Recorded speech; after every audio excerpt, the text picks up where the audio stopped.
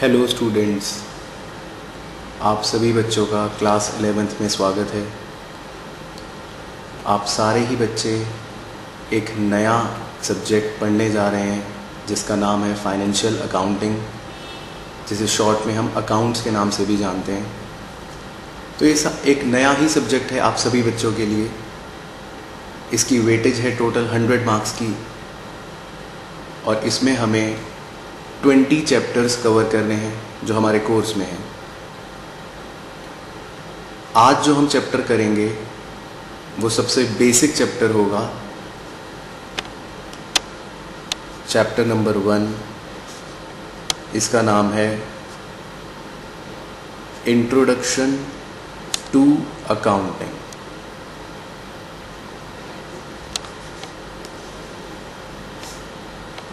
Introduction to accounting. तो देखिए बच्चों, आप सभी बच्चों कॉमर्स का चुनाव करके क्लास 10th के बाद एक नया सब्जेक्ट पढ़ रहे हैं, अकाउंटिंग या अकाउंट्स। तो सबसे पहले इसके बेस को समझना ज़रूरी है कि ये क्या सब्जेक्ट है, हम क्या करेंगे आगे जाके, इसमें क्या ऐसी सारी चीज़ें हैं। तो मैं आपको समझाता हूँ कि अकाउंटिंग का पूरा मतलब क्या है, इसकी डेफिनेशन, इसके बारे में सारी चीज़ें, कि अकाउंटिंग है क्या।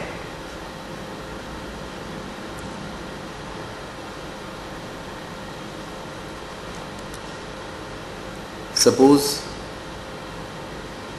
एक पर्सन जिसका नाम है SRK, ये एक बिजनेस स्टार्ट करता है। ये एक बिजनेस स्टार्ट करता है। अब इस बिजनेस में अकाउंटिंग का क्या रोल है, ये अकाउंटिंग क्या होती है, ये हम इस बिजनेस के पर्सपेक्टिव से समझेंगे। एक व्यक्ति SRK जिसने अपना बिजनेस स्टार्ट करा है, तो अकाउंटिंग इसके लिए क्या है वो हम समझते हैं। अगर मैं आपको सबसे पहले एक प्रोसेस की बात करूं, स्टेप बाय स्टेप आपको एक चीज बताऊं, तो आप मेरी बात ध्यान से सुनना। स्टेप बाय स्टेप चीजें बताऊंगा कि कैसे कैसे काम होता है, आप मेरी बात ध्यान से सुनना। एक स्टेप होता है जिसका नाम है, फर्स्ट स्टेप है identification of financial transactions and events। Identification of financial transactions and events। तो देखिए बच्चों, सपोज SRK ने अपना एक बिजनेस स्टार्ट करा और इस बिजनेस ने कुछ ट्रांजैक्शंस करी।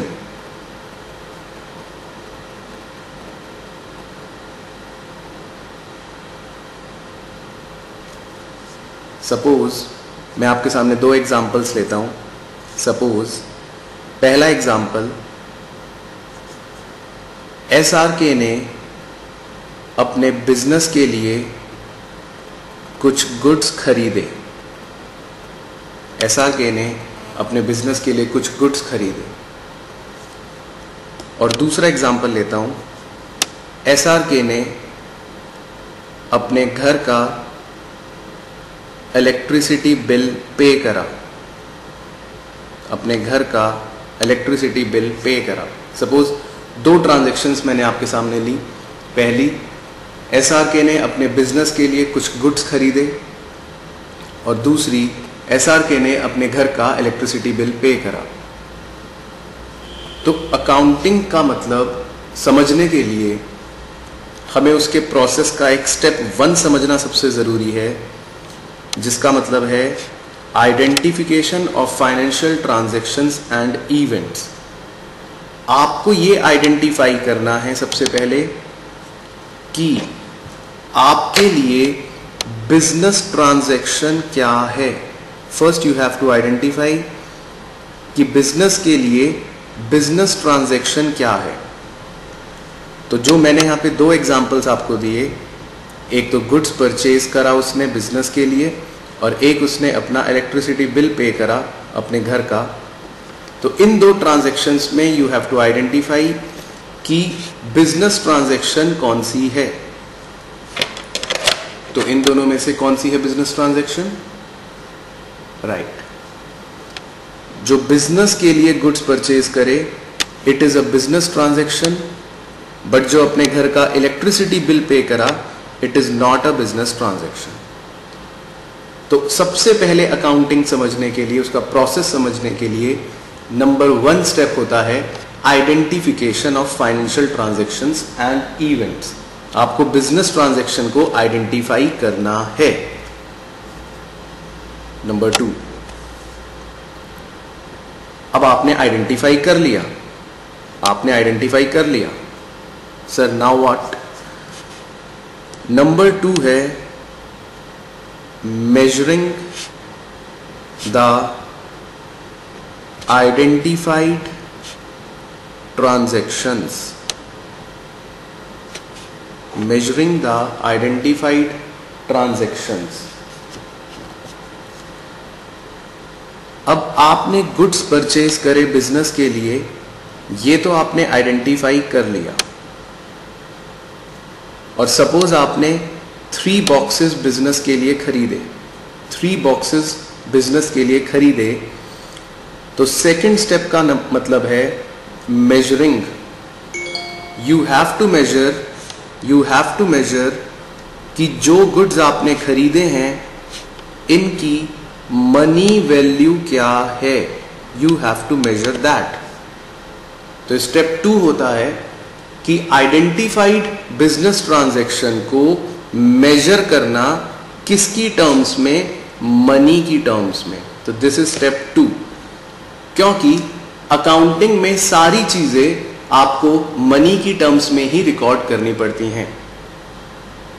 तो after identification step 2 will be measuring the identified transaction. इसके बाद स्टेप 3,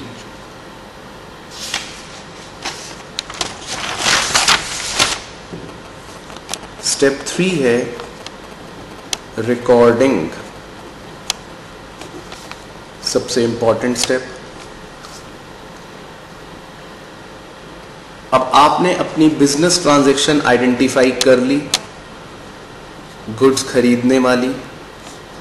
आपने उसको मनी की टर्म्स में भी मेजर कर लिया, से ₹10,000। अब क्या? Now what? अब आपको इसको रिकॉर्ड करना पड़ेगा एक एप्रोप्रिएट बुक में। आप एक बुक बनाते हैं, एक हर बिजनेसमैन एक बुक बनाता है और वो इस बुक में रिकॉर्ड करेगा कि गुड्स खरीदे हैं ₹10,000 के। You have to record this. तो थर्ड स्टेप का मतलब होता है रिकॉर्डिंग। आपको रिकॉर्ड करना पड़ता है अपने बिजनेस की बुक्स में कि you have purchased goods worth ₹10,000। इस स्टेप को बोलते हैं रिकॉर्डिंग।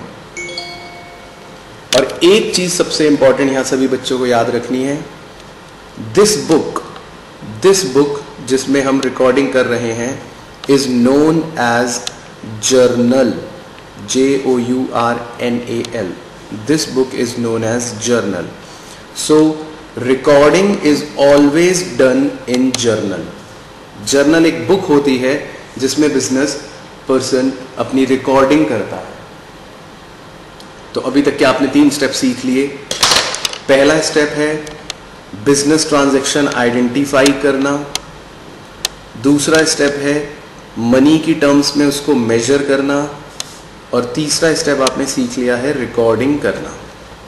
इसके बाद स्टेप नंबर 4, क्लासीफाइंग।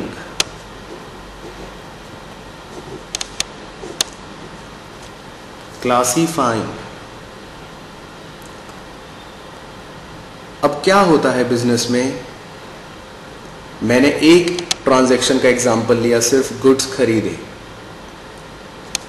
लेकिन बिजनेस में बहुत सारी ट्रांजैक्शंस होती हैं। आप गुड्स खरीदते भी हो, कभी कभी आप गुड्स बेचते भी हो, इस तरह की आप ट्रांजैक्शंस बहुत बारी करते हो। परचेज भी करोगे, सेल भी करोगे, परचेज भी करोगे, सेल भी करोगे। पूरे साल बिजनेस में बहुत सारी ट्रांजैक्शंस होती रहती हैं। अब क्लासिफाई करने का मतलब ये होता है, आपने अपनी बुक्स में रिकॉर्डिंग तो कर ली होगी, कहीं परचेज रिकॉर्ड करा होगा आपने, कई बार परचेज रिकॉर्ड करा होगा, और कई बार आपने सेल्स रिकॉर्ड करी होंगी, तो आपने अपनी बुक्स में रिकॉर्डिंग तो कर ली है। अब क्लासिफाई करने का मतलब होता है कि आप अब क्लासिफाई करेंगे अलग अलग। तो सर क्लासिफाई करेंगे अलग अलग, इसका मतलब है आप इस रिकॉर्डिंग वाली बुक में से एक तरह की ट्रांजैक्शंस को एक जगह ले आएंगे। इसको बोलते हैं क्लासिफाई करना। तो आप जितनी भी परचेजेस हैं उनको एक जगह ले आएंगे, इसका मतलब होता है आपने क्लासिफाई कर लिया। और सिमिलरली जितनी भी सेल्स हैं उन्हें भी आप एक जगह ले आओगे, इसका मतलब आपने क्लासिफाई कर लिया। जितनी भी सेल्स हैं उन्हें आप एक जगह ले आओगे, इसको बोलते हैं क्लासिफिकेशन करना। ये करते कैसे हैं, इस पे आगे हम चैप्टर में सीखेंगे जब हम आगे पढ़ेंगे, लेकिन इसको क्लासिफिकेशन बोलते हैं जब हम एक तरह की पर्टिकुलर ट्रांजैक्शन को एक जगह ले आते हैं। और इसमें मेन चीज आपको क्या ध्यान रखनी है, कीवर्ड। इस क्लासिफिकेशन प्रोसेस में जो हम ये अलग अलग करते हैं, इन्हें बोला जाता है लेजर।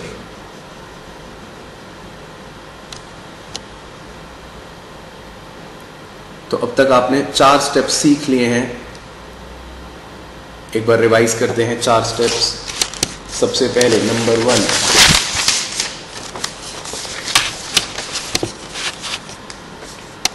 सबसे पहले आपने आइडेंटिफाई करा बिजनेस ट्रांजैक्शन को, फिर उसे आपने मेजर करा मनी की टर्म्स में, फिर उसे आपने रिकॉर्ड करा एक बुक में जिसका नाम था जर्नल, और फिर उस बुक से आप अलग अलग लेकर आए जिसे बोलते हैं क्लासिफिकेशन, क्लासिफाई करना।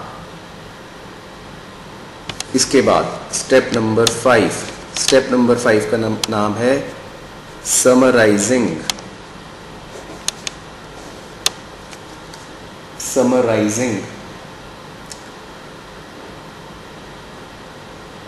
अब समराइजिंग टर्म का मतलब तो अपने आप में कह रहा है कि समराइज करना, चीजों को समराइज करना। आप चैप्टर पढ़ते हैं बड़ा सा, उस चैप्टर की समरी बनाते हैं। समरी मतलब होता है शॉर्ट, क्रक्स निकालना, कंक्लूजन करना, समरी करना।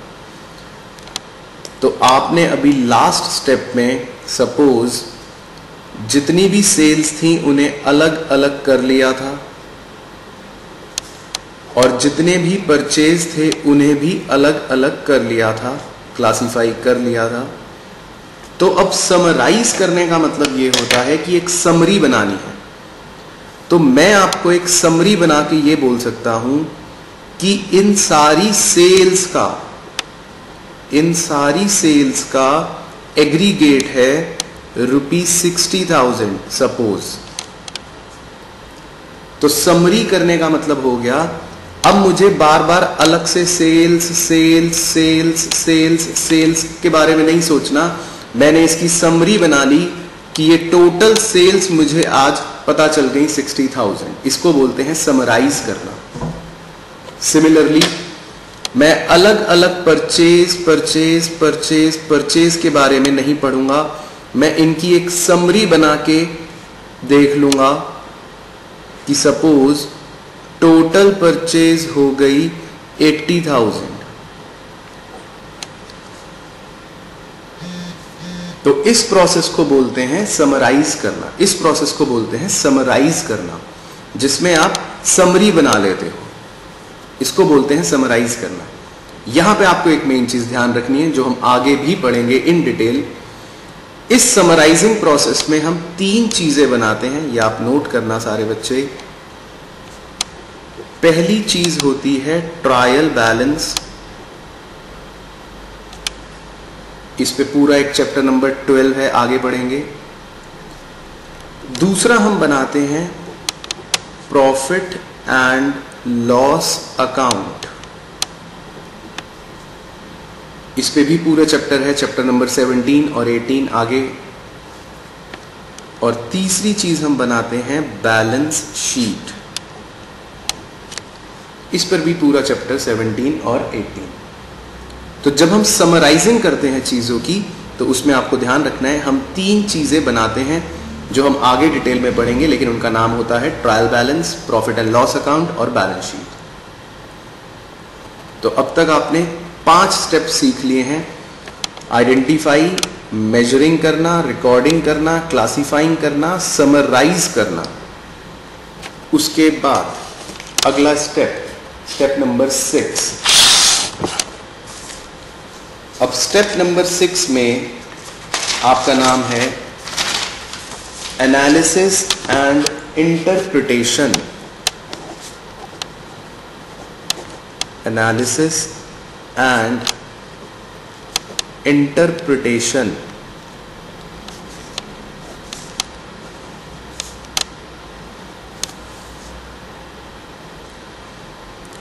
जब आप समराइज कर लेते हो, जब आप अपने बिजनेस के बारे में सारी चीजों की समरी बना लेते हो, जैसे सपोज हमने बनाया था टोटल सेल्स 60,000, टोटल परचेज 80,000, इसी तरह हम बहुत सारी चीजों की एक समरी बना लेते हैं, बहुत सारी चीजें हमें पता चल जाती हैं।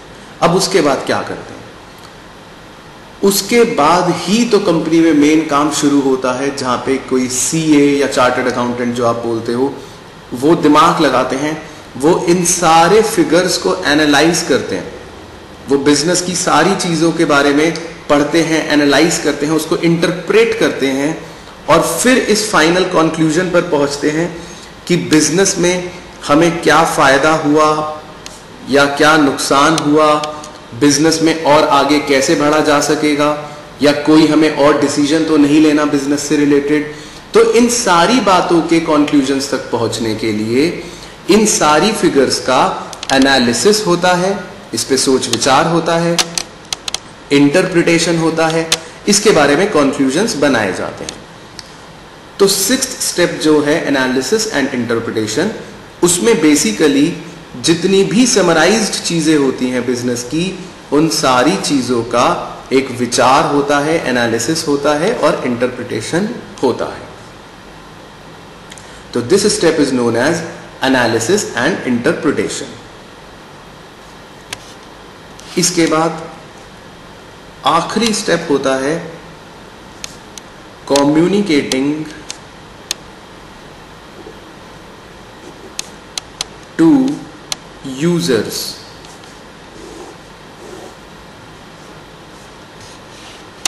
Communicating to users. अब सारा एनालिसिस हो गया, सारी बातें पता चल गई, सारे रिजल्ट्स अब हमारे सामने हैं कि हमने क्या प्रॉफिट करा या क्या लॉस करा बिजनेस में। अब सारी चीजें क्लियर हो चुकी हैं, तो आपको जानकर ये पता चलेगा, हैरानी भी होगी कि बहुत सी कंपनीज और इनफैक्ट ज़्यादातर कंपनीज अपने ये रिजल्ट्स या अपनी कंपनी की सारी इंफॉर्मेशन कम्युनिकेट करती है, लोगों को बताती है कि हमने इस साल इतना प्रॉफिट कमाया या हमने इस साल इतना नुकसान कमाया, या ये हमारी कंपनी की इंफॉर्मेशन निकली है इस साल की। ये सारे रिजल्ट, सारी बातें कंपनी कम्युनिकेट मतलब बताती है अपने अलग अलग यूजर्स को। अभी आगे हम डिटेल में पढ़ेंगे। यूजर्स का मतलब इसमें दो सेंस में लिया जाता है। कुछ होते हैं कंपनी के इंटरनल यूजर्स और कुछ होते हैं कंपनी के लिए एक्सटर्नल यूजर्स। ये हम बाद में डिटेल में पढ़ेंगे, लेकिन आपके लिए समझना यह जरूरी है कि कोई भी बिजनेस अपने ये रिजल्ट्स, अपना एनालिसिस और इंटरप्रिटेशन का जो भी रिजल्ट निकला, आउटकम निकला, वो सारी चीजें यूजर्स को बता देती है, यानी कि यूजर्स को कम्युनिकेट कर देती है। तो इस स्टेप को बोलते हैं कम्युनिकेटिंग टू यूजर्स। तो आप देखें सारे बच्चे, आपको मैं एक प्रोसेस सिखा रहा था, आप कंसंट्रेशन से सुनना। आपको एक प्रोसेस सिखा रहा था मैं, और उस प्रोसेस में आपको मैंने बताया कि अकाउंटिंग का मतलब क्या होता है, अकाउंटिंग बेसिकली होती क्या है। तो अकाउंटिंग जो होती है वो स्टार्ट होती है आइडेंटिफिकेशन से। सबसे पहले आप बिजनेस ट्रांजैक्शन की पहचान करते हैं कि क्या ये बिजनेस ट्रांजैक्शन है या नहीं। उसके बाद आप उस बिजनेस ट्रांजैक्शन को मनी की टर्म्स में मेजर करते हैं कि इस बिजनेस ट्रांजैक्शन की क्या मनी वैल्यू है। सपोज गुड्स खरीदे तो वो 10,000 रुपये के हैं।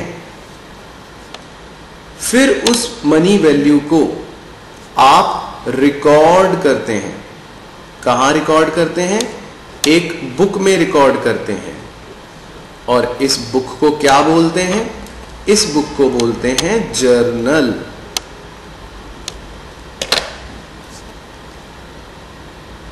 तो आइडेंटिफाई, फिर मेजरिंग, फिर रिकॉर्डिंग। रिकॉर्ड करने के बाद आप करते हैं उनको अलग अलग करने का मतलब होता है क्लासिफाई करना। क्लासिफाई करना, आप उनको अलग अलग कर लेते हैं, क्लासिफाई कर लेते हैं। और क्लासिफाई करने वाले स्टेप में हम क्या बनाते हैं, क्या बोलते हैं उसे? लेजर। बिल्कुल सही। तो आइडेंटिफाई, फिर मेजरिंग, फिर रिकॉर्डिंग, उसके बाद क्लासिफाई कर लेते हैं। क्लासिफाई करने के बाद आप उन सारी चीजों की क्या बनाते हैं? Summary, summarisation. आप उन सारी चीजों की समरी बनाते हैं, समराइजेशन करते हैं। और समराइजेशन में मैंने आपको बोला था 3 चीजें बनानी होती हैं, आपको ध्यान रखना है। एक बनाते हैं हम ट्रायल बैलेंस, दूसरा बनाते हैं हम प्रॉफिट एंड लॉस अकाउंट, और तीसरा बनाते हैं balance sheet.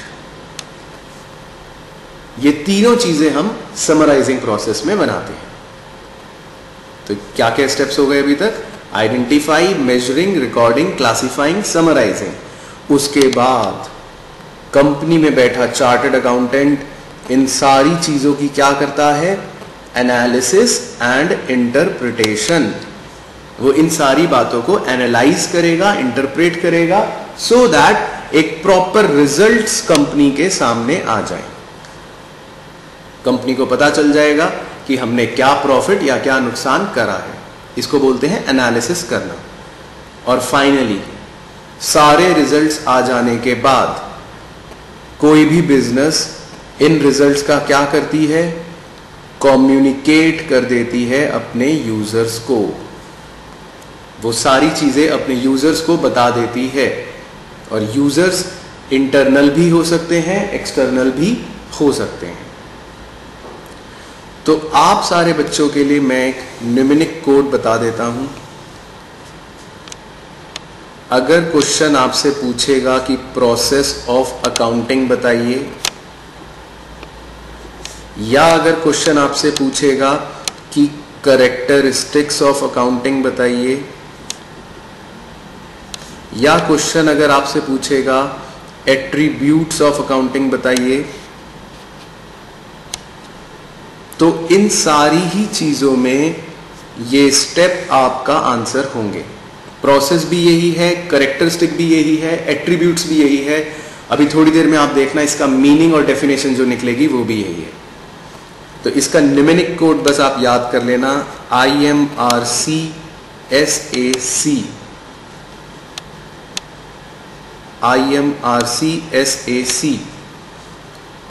Identification, measuring, recording, classifying, summarising, analysis and interpretation और कम्युनिकेटिंग टू यूजर। तो this is the process which involves 7 steps. तो कैरेक्टरिस्टिक्स भी यही है, एट्रीब्यूट्स भी यही हैं और प्रोसेस भी यही है। अब मैं आपको अकाउंटिंग की डेफिनेशन लिखवा सकता हूं। तो जब मैं आपको अकाउंटिंग की डेफिनेशन लिखवाऊंगा so you will understand very easily कि ये सारी टर्म्स उसमें कैसे कैसे यूज हो रहे हैं। तो आप मेरे साथ साथ लिखें अकाउंटिंग की definition. Accounting is the art of recording,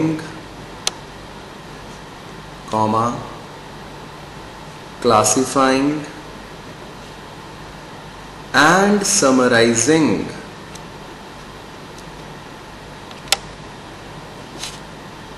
in a significant manner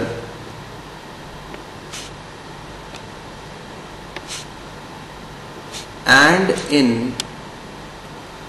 terms of money, transactions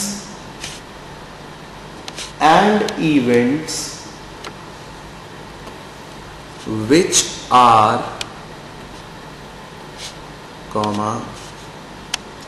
in part at least,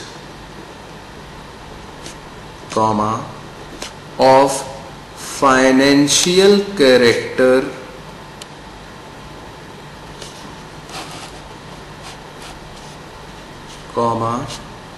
and interpreting the results thereof।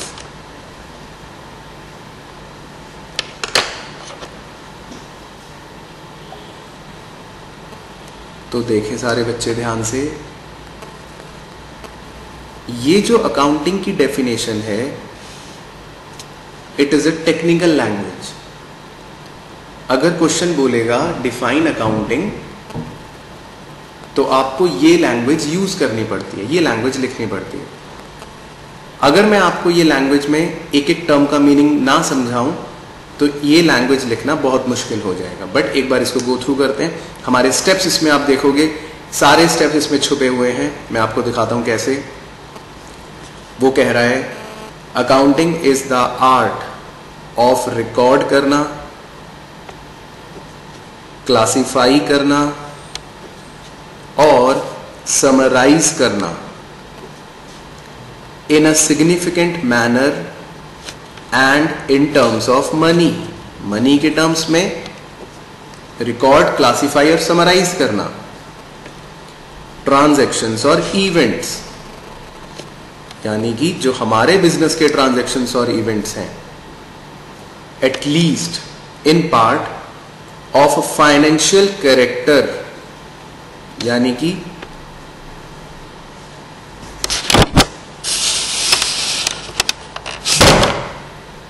Business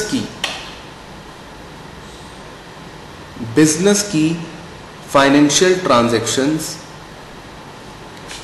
and interpreting the results thereof. Interpret मतलब analyse और interpret.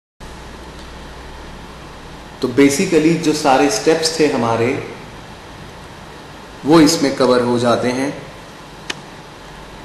Accounting is the art of recording, classifying, summarizing in a significant manner and in terms of money, क्या transactions and events which are in part at least of financial character and interpreting the results thereof।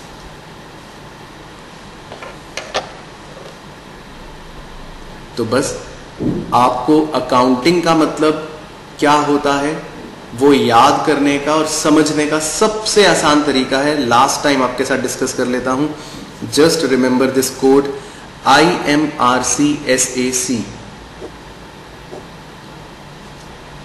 आई मतलब identification करना, M मतलब measuring करना money की terms में, R मतलब recording करना journal में, C मतलब क्लासिफाइंग करना लेजर में, S मतलब समराइजिंग करना जिसमें 3 चीजें बनाते हैं, trial balance, profit and loss account और बैलेंस शीट। A मतलब एनालिसिस और इंटरप्रेट करना रिजल्ट्स को, और C मतलब कम्युनिकेटिंग करना to the end users. So this is basically accounting, जिसमें आपने प्रोसेस ऑफ अकाउंटिंग, कैरेक्टरिस्टिक्स या एट्रीब्यूट्स भी सीख लिए। Thank you so much.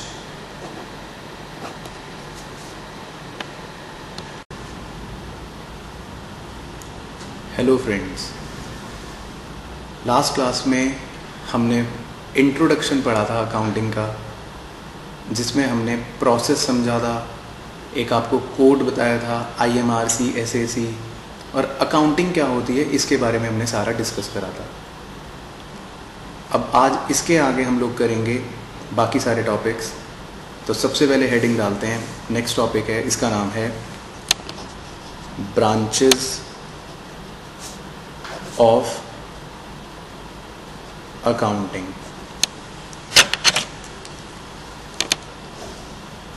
Accounting क्या क्या टाइप्स की होती हैं, ब्रांचेस ऑफ अकाउंटिंग। तो मैं अगर आपको बताऊं, ब्रांचेस ऑफ अकाउंटिंग 3 टाइप्स के होते हैं। First, financial accounting.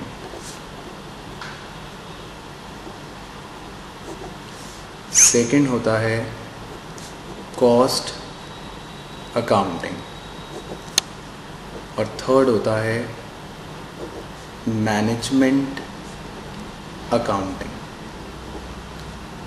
तो अगर ब्रांचेस की बात करी जाए तो 3 branches of accounting are financial accounting, cost accounting and management accounting. तो इनके बारे में पहले हमें समझना है कि ये तीनों क्या होते हैं। फाइनेंशियल अकाउंटिंग में हम जो भी काम करते हैं, बिजनेस पूरे साल जो भी काम करता है, उस बिजनेस ने ईयर एंड पर कितना प्रॉफिट या लॉस अर्न करा, ये निकालते हैं। तो इस पोर्शन ऑफ अकाउंटिंग को बोलते हैं फाइनेंशियल अकाउंटिंग। ठीक है, बेसिक। दूसरा होता है कॉस्ट अकाउंटिंग। कॉस्ट अकाउंटिंग, इसके तो नाम में कॉस्ट आ रहा है। तो कॉस्ट अकाउंटिंग में क्या होता है, मैं एक एग्जांपल लेता हूं। सपोज एक कंपनी है सैमसंग, जो मोबाइल फोन्स बनाती है। तो इस कंपनी को मोबाइल फोन्स बनाने के लिए कुछ चीज़ों की रिक्वायरमेंट होती है। रॉ मटेरियल चाहिए, स्टील चाहिए, प्लास्टिक चाहिए। उन सारी चीज़ों की हेल्प से कंपनी ये मोबाइल बनाती है। इसको बोलते हैं मैन्युफैक्चर करती है। तो कॉस्ट अकाउंटिंग में हमारा मेन कंसर्न होता है कि हम अपने प्रोडक्ट की कॉस्ट को आइडेंटिफाई करें, या हम अपने प्रोडक्ट की कॉस्ट निकालें कि इस प्रोडक्ट को बनाने में, मैन्युफैक्चर करने में क्या कॉस्ट आई है, what is the cost in manufacturing this product. तो ये हम करते हैं कॉस्ट अकाउंटिंग में। और तीसरा मैनेजमेंट अकाउंटिंग। मैनेजमेंट अकाउंटिंग का मतलब होता है that branch of accounting which helps the management, जो मैनेजमेंट की हेल्प करता है। और किस में हेल्प करता है, इन डिसीजन मेकिंग। बिजनेस में मैनेजमेंट को अलग अलग डिसीजन लेने पड़ते हैं, तो उन डिसीजन लेने के लिए उसमें जो अकाउंटिंग हेल्प करती है उसे बोलते हैं management accounting.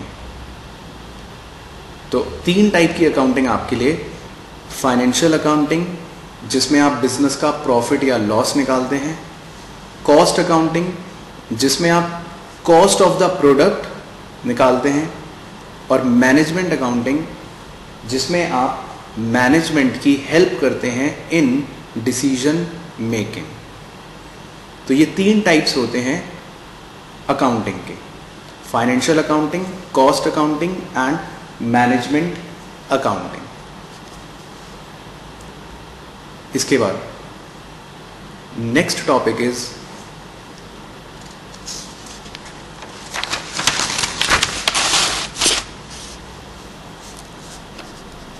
Book keeping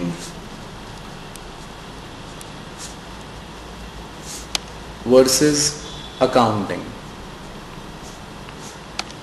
book keeping versus accounting. Bookkeeping और अकाउंटिंग, इन 2 टर्म्स में क्या डिफरेंस है? तो वेरी सिंपल, मैं लास्ट क्लास में आपको भी समझाया था। अकाउंटिंग में we have learned a code IMRCSAC, और जिसका मीनिंग था identification, measurement, recording, classifying, summarising, analysis and communicating to end users. तो वो पूरे प्रोसेस को हम अकाउंटिंग बोलते हैं। तो अगर मैं बुक कीपिंग आपको समझाऊं कि बुक कीपिंग क्या होता है, तो बुक कीपिंग में हम आइडेंटिफाई करते हैं, मेजर भी करते हैं, रिकॉर्ड और क्लासिफाई करते हैं, दैट्स इट। लेकिन इसमें ना हम समराइजेशन करते हैं, यानी कि ना तो हम कोई ट्रायल बैलेंस या बैलेंस शीट P&L अकाउंट बनाते हैं, ना ही कोई एनालिसिस करते हैं, और ना ही हम एंड यूजर्स तक कम्युनिकेट करते हैं। If taking an example, let's visualize a clerk working in an office and a chartered accountant working in the office. तो जो क्लर्क का काम है उसको आप बुक कीपिंग से जोड़ के देख सकते हो, और जो चार्टर्ड अकाउंटेंट का काम है उसको आप पूरी अकाउंटिंग बोल सकते हो। तो अगर मैं इनके बेसिक डिफरेंस आपको एक क्लर्क और एक चार्टर्ड अकाउंटेंट के काम से समझाऊं तो इजीली समझ में आएंगे। जैसे फॉर एग्जांपल, बुक कीपिंग एक जूनियर स्टाफ का एम्प्लॉय करता है, बट अकाउंटिंग एक सीनियर स्टाफ का एम्प्लॉय करता है। Book keeping is a primary stage, पहले बुक कीपिंग होती है, but accounting is a secondary stage. जहां बुक कीपिंग खत्म होती है उसके बाद अकाउंटिंग स्टार्ट होती है। Accounting begins where bookkeeping ends. Book keeping is a routine job. Clerk को रोज आके वही सेम काम करना पड़ता है, वही रूटीन जॉब करनी पड़ती है। But accounting is analytical and dynamic. लेकिन अकाउंटिंग का काम या सीए का काम एनालिटिकल होता है और डायनामिक होता है, वो रूटीन जॉब या मैकेनिकल नहीं होता है। बुक कीपिंग के लिए आपको कोई स्पेशलाइज्ड स्किल्स नहीं चाहिए, बट अकाउंटिंग करने के लिए यू नीड स्पेशलाइज्ड स्किल्स। तो ये सारे डिफरेंसेस जो होते हैं ये बुक कीपिंग और अकाउंटिंग के होते हैं, जिनको आप एज अ क्लर्क और एज अ सीए डिस्टिंग्विश करके भी इजीली समझ सकते हैं। मैं रिपीट कर देता हूं, बुक कीपिंग में हम सिर्फ रिकॉर्डिंग करते हैं मेजरली और क्लासिफाइंग करते हैं, लेकिन कोई भी समराइजेशन या एनालिसिस नहीं करते हैं। बट अकाउंटिंग में हम apart from recording, summarising, analysis और कम्युनिकेटिंग भी करते हैं। बुक कीपिंग एक जूनियर स्टाफ का पर्सन करता है, लेकिन अकाउंटिंग एक सीनियर स्टाफ का पर्सन करता है। Book keeping is a primary stage, but accounting is a secondary stage. Book keeping एक रूटीन जॉब है, whereas accounting is an analytical and dynamic job. और last, for book keeping you don't require specialized skills, but for accounting you need specialized skills. तो ये topic है book keeping और accounting में difference का। इसके बाद नेक्स्ट टॉपिक जो कवर करेंगे उसका नाम है objectives of accounting.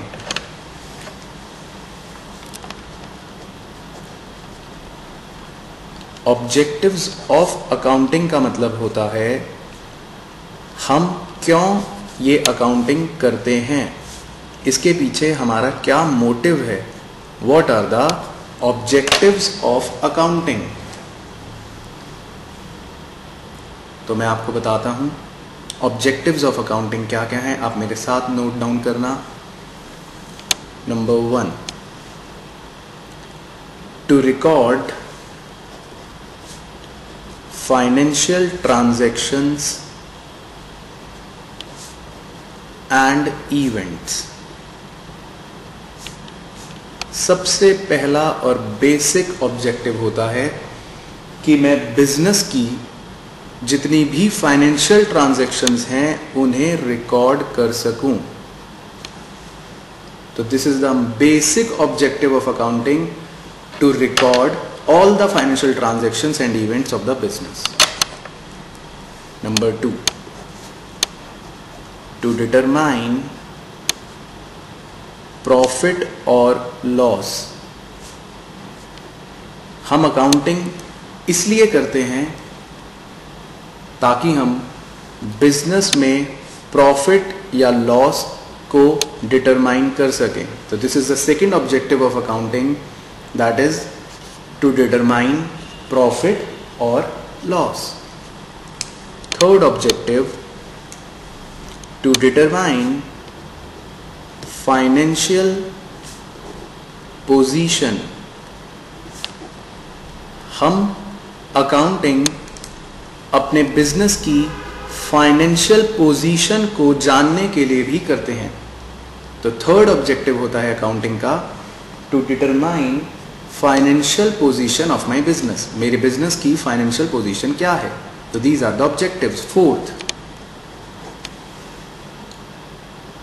It is one of the main objective of accounting, that is assistance to management.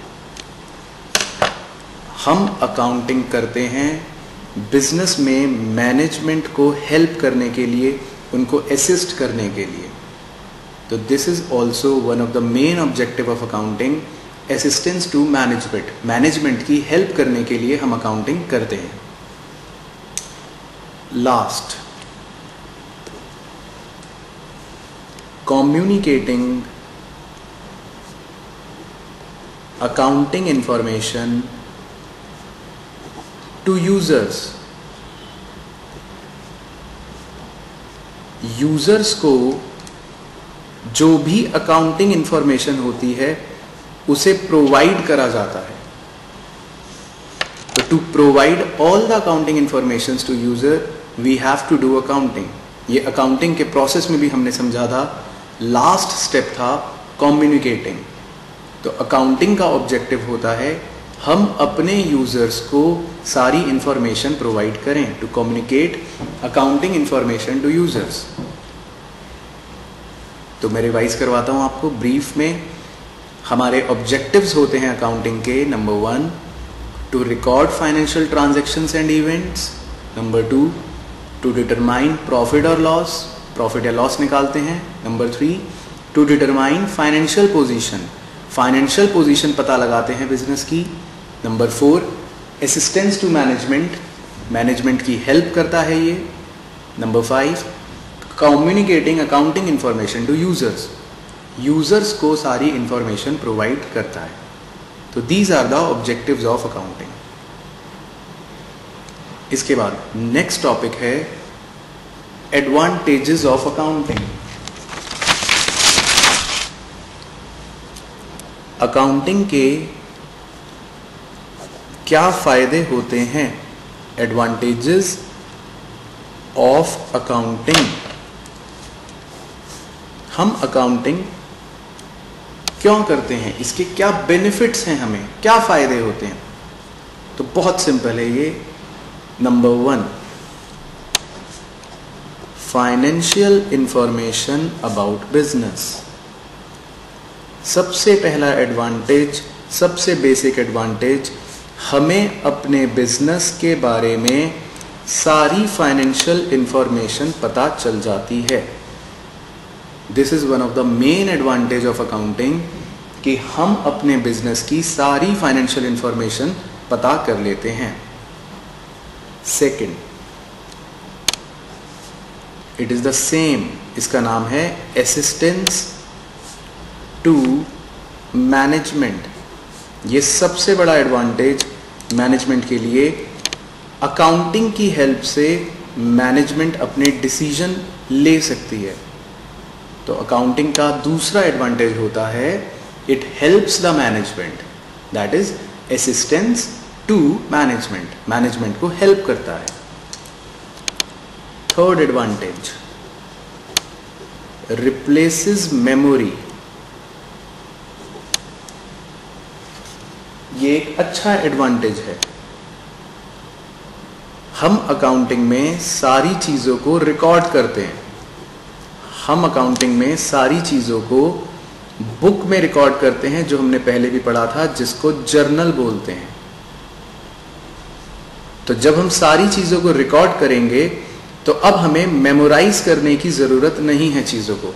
तो accounting is very good tool which replaces memory. अब हमें मेमोराइज करने की जरूरत नहीं है, because we record all the transactions in books of account. Fourth, facilitates comparative study. ये भी एक एडवांटेज है अकाउंटिंग का। हम कंपेयर कर सकते हैं, हम कंपेयर कर सकते हैं।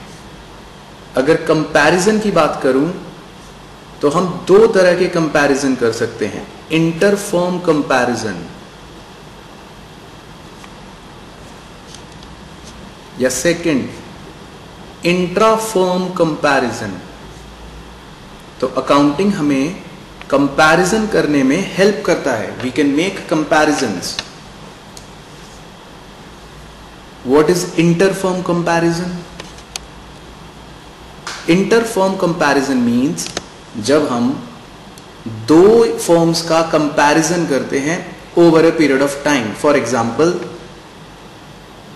मेरे बिजनेस ने क्या प्रॉफिट कमाया और आपके बिजनेस ने क्या प्रॉफिट कमाया, जब हम इसे कंपेयर करते हैं तो this is known as interfirm comparison. And what is intrafirm comparison? It means मेरे बिजनेस ने लास्ट ईयर क्या प्रॉफिट कमाया और दिस ईयर क्या प्रॉफिट कमाया, इस कंपैरिजन को बोलते हैं इंट्राफर्म कंपैरिजन। तो अकाउंटिंग फैसिलिटेट्स कंपैरेटिव स्टडी। हम अकाउंटिंग की हेल्प से कंपैरेटिव स्टडी कर सकते हैं। Fifth advantage, facilitates loans.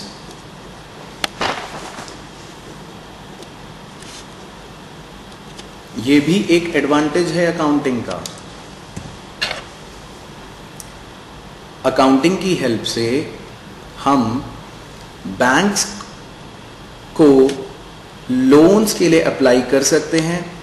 Bank हमारी फाइनेंशियल पोजीशन देखकर हमें लोन्स प्रोवाइड कर देता है। फॉर एग्जाम्पल, बहुत सिंपल है, अगर मुझे बैंक से लोन लेना हो तो बैंक मेरे से कहेगा कि आपने कितना प्रॉफिट कमाया, तो मुझे वो प्रॉफिट दिखाने के लिए अकाउंटिंग करनी पड़ती है, और अकाउंटिंग करने की ही हेल्प से मैं बैंक से लोन ले सकता हूं। तो accounting is also helping the business in taking loans from bank. तो it is also an advantage, accounting facilitates loans. Sixth advantage, one of the main advantage, evidence in court. कोई भी business जो accounting करता है, जो recording करता है, वो उसका प्रूफ होता है उसके इनकम का, उसकी अकाउंटिंग का। तो ये जो प्रूफ होता है ये कोर्ट में एज अ एविडेंस भी माना जाता है। तो अकाउंटिंग करने का एक और फायदा होता है, it is an evidence in court.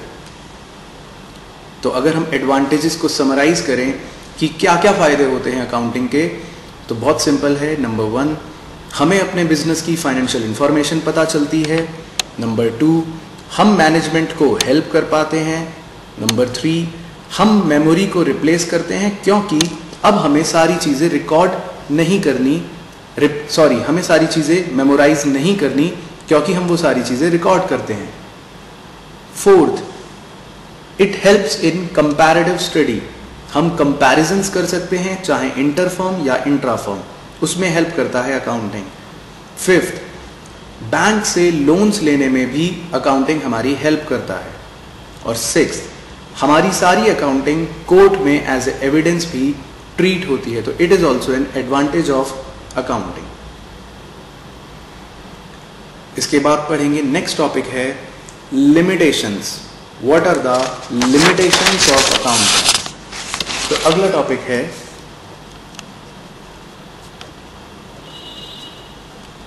Limitations of accounting. Accounting के कुछ ड्रॉबैक्स भी होते हैं, या कुछ लिमिटेशंस भी होते हैं। तो इस पे फोकस करेंगे सारे बच्चे। It is an important topic. कई बार इस पे क्वेश्चंस पूछता है कि explain the limitations of accounting. तो हम लिखते हैं, what are the limitations. Number 1, accounting is not fully exact. हम अकाउंटिंग को पूरी तरह से एग्जैक्ट नहीं बोल सकते। अकाउंटिंग फुली एग्जैक्ट नहीं होता। Let me tell you, accounting में बहुत सी जगह हम एस्टीमेट्स बनाते हैं। एस्टीमेट्स का मतलब होता है हम बहुत सी चीजों में अनुमान लगाते हैं अकाउंटिंग में। अब जो हम एस्टीमेट्स बनाते हैं वो सही भी हो सकते हैं और गलत भी हो सकते हैं। तो जब हम अकाउंटिंग में कुछ एस्टीमेट्स बनाते हैं तो इसीलिए हम बोलते हैं कि accounting is not fully exact, because हमारे एस्टीमेट्स सही भी हो सकते हैं, गलत भी हो सकते हैं। तो it is N limitation of accounting that accounting is not fully exact. Second, it ignores price level changes. It ignores price level changes. इसका मतलब है हम अपनी अकाउंटिंग में, अपनी बुक्स में जो भी चीज़ें रिकॉर्ड करते हैं, सपोज हमने एक बिल्डिंग खरीदी 10 लाख की, तो हम अपनी बुक्स में रिकॉर्ड करेंगे 10 लाख। अब अगर उस बिल्डिंग की मार्केट वैल्यू 12 लाख हो जाती है, या बाद में 15 लाख हो जाती है, या 18 लाख हो जाती है, तो वो हमारी अकाउंटिंग में इममेटीरियल है या बेकार है, because accounting ignores price level changes. हम किसी भी तरह के प्राइस लेवल चेंज को अकाउंटिंग में रिकॉर्ड नहीं करते हैं। तो this is also a limitation of accounting. Third, It ignores qualitative aspects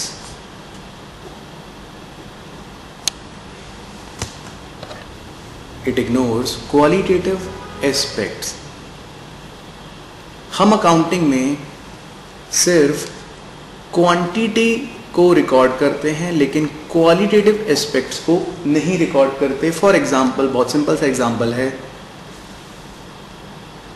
quality of my staff. Suppose मेरे बिजनेस में कुछ एम्प्लॉयज ऐसे हैं जो लेट आते हैं ऑफिस, काम ढंग से नहीं करते हैं, तो ऐसे स्टाफ की वजह से मेरे बिजनेस को नुकसान पहुंचेगा, मेरी फाइनेंशियल परफॉर्मेंस भी खराब हो जाएगी। लेकिन due to a qualitative aspect मैं इस चीज को अपनी बुक्स में रिकॉर्ड नहीं कर सकता, because I can not measure the quality of my staff in monetary terms. This is one of a major limitation accounting का, कि ये क्वालिटेटिव एस्पेक्ट्स को इग्नोर करता है।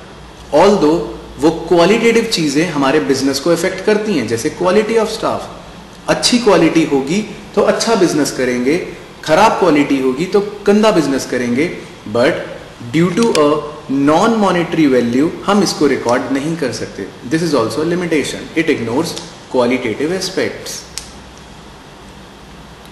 फोर्थ,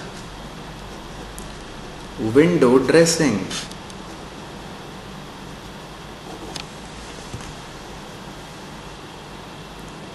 विंडो ड्रेसिंग का क्या मतलब होता है? विंडो ड्रेसिंग मीन्स हम अकाउंटिंग को अपने बेनिफिट के लिए मैनिपुलेट करते हैं, उसको बायस्ड बना देते हैं।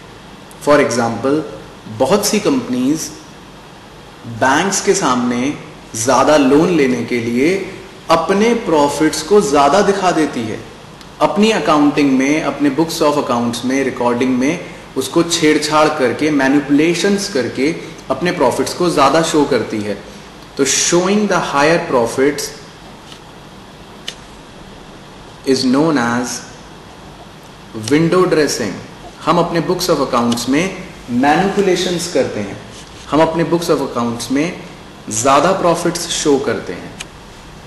This is also a limitation of accounting. Window dressing हो सकती है, this is also a limitation. तो अगर समराइज करूं मैं लिमिटेशंस ऑफ अकाउंटिंग को, तो number 1, accounting is not fully exact. इसका मतलब अकाउंटिंग पूरी तरह से एग्जैक्ट नहीं है। क्यों नहीं है? क्योंकि इसमें हम कुछ अकाउंटिंग एस्टिमेट्स बनाते हैं। Number 2, it ignores price level changes. हम किसी भी तरह के प्राइस लेवल चेंज को इग्नोर करते हैं, यहां पे रिकॉर्ड नहीं करते हैं। This is also limitation.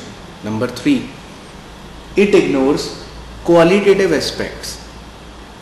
हम अपनी अकाउंटिंग में सिर्फ क्वांटिटी को रिकॉर्ड करते हैं जो मॉनेटरी टर्म्स में रिकॉर्ड हो जाए। For example, quality of staff हम रिकॉर्ड नहीं कर सकते बुक्स में, क्योंकि इसका कोई मॉनेटरी वैल्यू नहीं है। तो this is also a limitation. And fourth limitation is window dressing. Window dressing का मतलब होता है जब आप अपने अकाउंट्स में मैनिपुलेशंस करते हैं, उसको छेड़छाड़ करते हैं टू शो हायर प्रॉफिट्स, तो इसको बोलते हैं मैनिपुलेशंस। तो आज के लिए जो हमने टॉपिक्स पढ़े वो ये थे। पहला टॉपिक था ब्रांचेस ऑफ अकाउंटिंग, उसके बाद टॉपिक था बुक कीपिंग एंड अकाउंटिंग का डिफरेंस, फिर आपने सीखा objectives of accounting, then advantages and limitations of accounting.